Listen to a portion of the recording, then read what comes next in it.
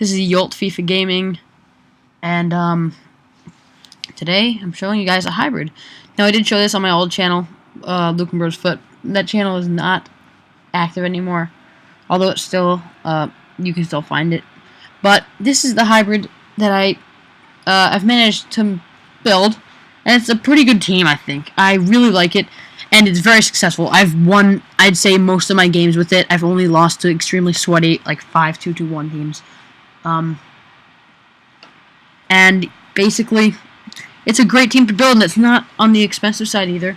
So let's get started. I do not include the subs as part of the deal, by the way. They are quite good, though.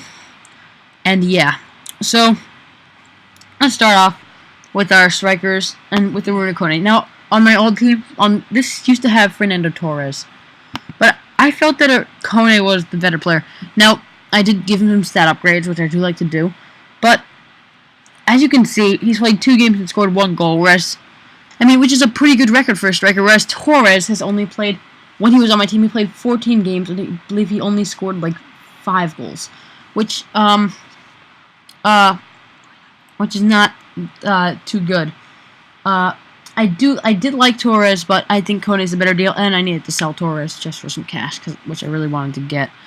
And yeah, so that's Kone. Now we have Podolski. He also has scored quite a few goals. 13 and 18 games, pretty good record.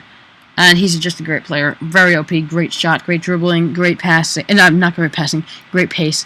Yeah, you know him. He's a great player. And now moving on, we have a Cam Cazorla. He also is quite good. He scored 5 goals in 18 games, which is a good record for a Cam. And now that's pretty nice. And now Asidi. He is a beast. I've scored only 3 goals with him in 18 games. But first of all, he scored 2 in 1 game. Second of all, his 5-star skills are insanely nice, and his pace also just adds on to that. So you can abuse pace with him, and you can do skills with him. Great player overall, and very cheap too. Now Jesus Navas, Jesus. So Jesus is actually on Man City now, which would actually be better to this team, but Jesus is very fast and really is more of a pace abuser than anything else. He is good at dribbling, but he only has 3-star skills.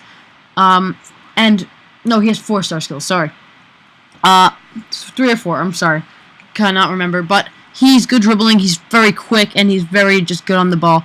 He can weave in and out defenders very easily, and he can also pass pretty well. So he's a good crosser too. That's pretty nice. And in a right mid, he's a good position. He's a bit more on the attacking side, which is not amazing, but, he's good. And now, speaking of being on the attacking side, we have a CDM who's on the defensive side completely. So, Javi Martinez basically just stays behind the defense, in front of the defense, and just supports everything. Now, his stats do not look too good, but in games he feels very good, and I would definitely recommend buying him, especially because he's very cheap. And yeah.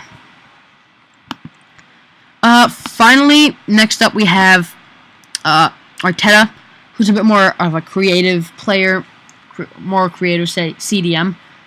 He's also a bit more expensive, but he has a great shot, good dribbling, and good passing.